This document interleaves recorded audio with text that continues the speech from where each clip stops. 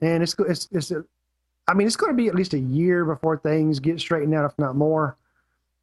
But it's it's a big deal in the computer repair business. Very big deal. Huge. So if anybody finds good deals on hard drives, get them, buy them in bulk if you can, because, well, I don't think you're going to be able to find it. In the UK too, also, Steve, the prices have skyrocketed. I mean, it's around the world. This is worldwide. Wow. These plants were producing 68% of the world's hard drives. And, you know, the other 30% or 40%, you know who they're going to go to? They're going to go to HP, Dell, you know. So what's left for guys like us, you know? And it's just a huge problem, man. So I had to touch on that. I don't want to go into it too much because no, it's definitely something to bring up.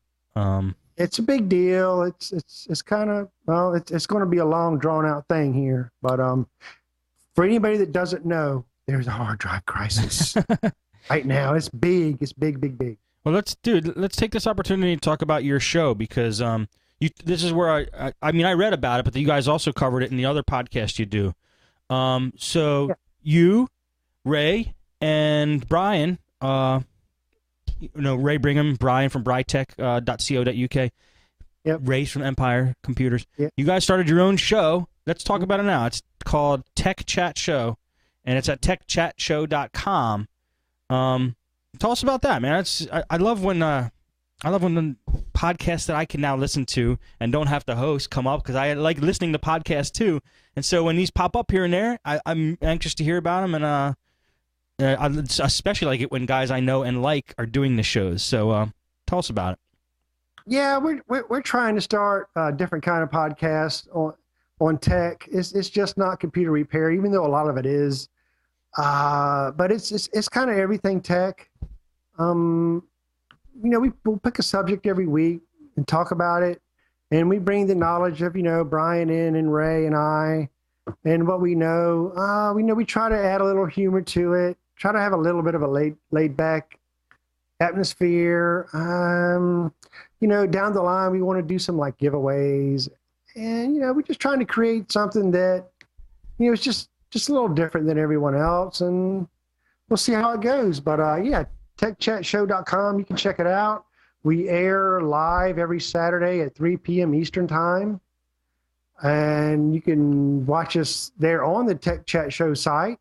So yeah, we appreciate it if everybody would come by and have a listen.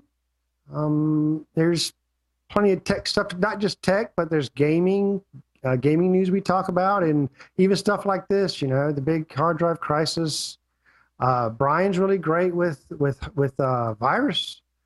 virus removal. He's like the guru, the maven, shall we say, nice. of virus removal. So he brings a lot to the table. Ray's great with networking business. Do we really want to concentrate on starting your own business, no matter what tech field it is? It doesn't have to be computer repair. It can be in anything. We just try to give ideas and different ways to promote your business and to advertise. So yeah, it's just something we started, and we hope it turns out good. And, yeah. I thank you very much, Steve, for promoting that. Thank you very much. No problem. I have fun with it, and thanks for doing it. And you know, I've watched both shows so far, so keep them coming. Keep them coming. Okay. Yeah. All right. Let's see what I have here on my notes. I've been experiencing a few times some bad stuff with Symantec. Everybody knows that the Norton antivirus and the Norton internet security can cause problems in sometimes and in some ways or the others. Not all the time there, Steve. But there it is still an issue with Symantec. Yes. And why did you say it like that? Do you think I'm a Norton fanboy? No, I do know that at one point you promoted and sold Symantec's products. So no, well, I mean, yeah, but they're antivirus. I sold the antivirus because Right. it was good at the time. I honestly don't even know if it's good now. I have no clue. This was 2009, and I had good luck with it. these Right. products go through their cycles. They bloat and then unbloat, and then bloat and then unbloat, and then they come out with goofy things like 360 that just break. And it's just you just got to pick the right one at the right time. But so what were you going to say about it? I'm trying to copy a link here. Oh, what I was going to say about that is I've had a couple of occasions where I would go into Norton that has been on a person's machine who could not get internet. And this is all a common story to a lot of techs out there. They're going, yeah. You know, it's Norton Internet Security. All you got to do is uninstall it, and more than likely you get your internet back. Well, on these occasions, whenever I went to uninstall Norton from the ad remove programs, this is in Windows XP, which is getting very long in the tooth. But whenever I went to uninstall that, I get this error saying that I cannot uninstall this product unless the administrator of this product, of this Norton product password is provided. So I'm like, well, you know, please start the program, log in as the administrator, and then uninstall this product. I'm going, huh? Okay, I'll fix this. You know what I'll do? I'll just use the old Norton removal tool. Right. I'll take care of this right now. Ran Norton removal tool. Guess what? It pops up and says, cannot remove Norton product. I ran into this. Did you? Yes, and CompuPal has it in the chat room. Is he right? I won't say it for those of you who are not watching live, but oh, well, I think I called or something, and that's this, or found it online. That's the password. Was that what you found, or no? No. Okay. Well, let me just. What I found on both occasions, that lucky for me, that the customer did not even install a password on there. So I left the password blank after I started Symantec, and I just, you know, it asked for a name and password. The name was filled in as administrator, and I just left the password blank. And, you know, it went ahead and ran, and then I was able to uninstall it. But on those, and as far as the default Symantec password, CompuPal, that could be a great place to go to start if your password's failing. Well, that is the default one. I mean, is it really? The word Symantec, for those of you who are running into this, try the word Symantec as the password, because either, if, like Tim said, the customer doesn't set one, it might either be blank or Symantec by default, or if they set one, they set one. Right. But what if they did? Yes, what if they did? This is a crucial problem, because a lot of times when they get their computer, they'll set this password in. Who knows if they're going to remember that 2 and 3 years later when you get the computer to repair. Well, here's a site right here that tells you exactly how to do a registry edit to remove this problem if you're beyond wit's end. What's the site? I don't think it's coming through the chat, unless those stars are supposed to be in it. Let's see. Yeah, it came. No, why did it not go through here? Yikes. 1 second here. Let me see why that didn't go through. Is it YBER Storm? Wow, I don't know why that didn't. Oh, wait a minute. Maybe this is it. Hang with us, guys. Yeah. So we're just trying to put a link in the chat room. Yeah, let's see if this works. Guys. Try that one. No, that's not going to do it either, is it? Nope. What's the name of the site? Wyberstorm? Just tell us.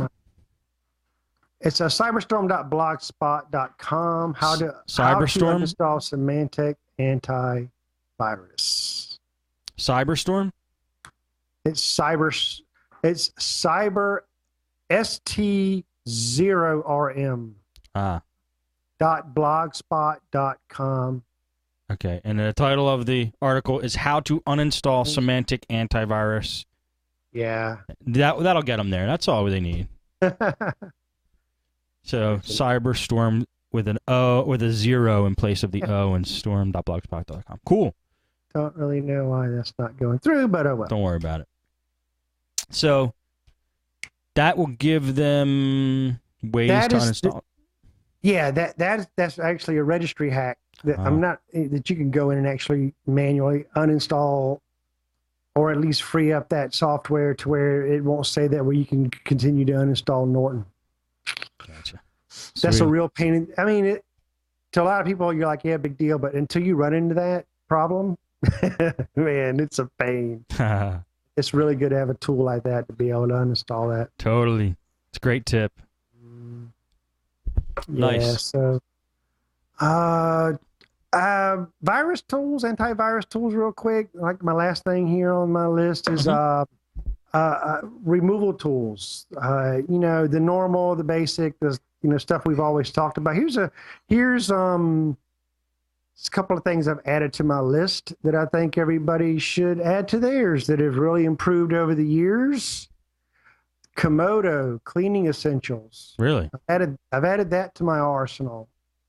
Now, this tool takes quite a bit longer than your normal, say, freaking Malwarebytes, super spyware, all your other. It takes quite a bit longer. It's very thorough, and it has found things that others have not. It is Really? Komodo? Yep, Komodo. It is resurged as one of the better scanners now. Nice. This is good to know. We need to know the new stuff. It's like I say, it's slower, but it's very, very thorough. Interesting. So I've added that to my arsenal. Nice. Another thing that I've added to my arsenal, which is really awesome, is ESET Online. It is an online scanner. It's similar to Hitman Pro, except it uses more engines, virus definition engines. It is also an excellent tool. It has gotten me out of many bad situations when others have not. Really? Very, very, very, very, very good. I would highly recommend everybody adding that to their toolbox. Try it. Just try it. Trust me. It's the online scanner. Yes. Mm-hmm. Nothing to install? Nope, nothing to install. You go to ESET Online, and you go there, and it'll say start scan, and bam, bam, bam. Nice. All right. Let's see. Okay, there's this new virus going around called the 0-day virus. That's not really new. It's been around, but basically what it does is there's different variants of it. It's really nasty, really, really nasty virus. It hides when you run your basic tools. Your system appears to be clean, as usual, as these rootkits do. They'll hide. Now, you have your basic tools that might be able to find this virus, and this virus likes to hide in the master boot record. We've talked about that before. But this is where it's tricky, and this is what I've found to be very successful when you have a master boot record virus. So what will happen is believe me, this is by experience. Okay, you'll run like all your basic tools, and you'll get the Hitman Pro, and you'll run that, and it'll find viruses, and then one of them will be labeled as MBR virus. Okay, and then it'll give you the option to like repair or replace. See, you don't want to delete your master boot record because your computer won't boot. Right. Okay. Then it gives you the option to replace, which, you would assume would mean, wipe out the master boot record, replace it with another one. Well, you got to be really careful with this 0-day, especially if it labels it as 0-day. If you run any cleaning tool that labels labels any virus as a 0-day master boot record rootkit, do not just click delete. Do not click clean. Don't do that, because what will happen 90% of the time is when you do that and then you go to reboot your computer, you're going to get a black screen with a flashing cursor. Oh, man. And once you have that, fix MBR, all those other common tools are not going to fix it. It does nasty things.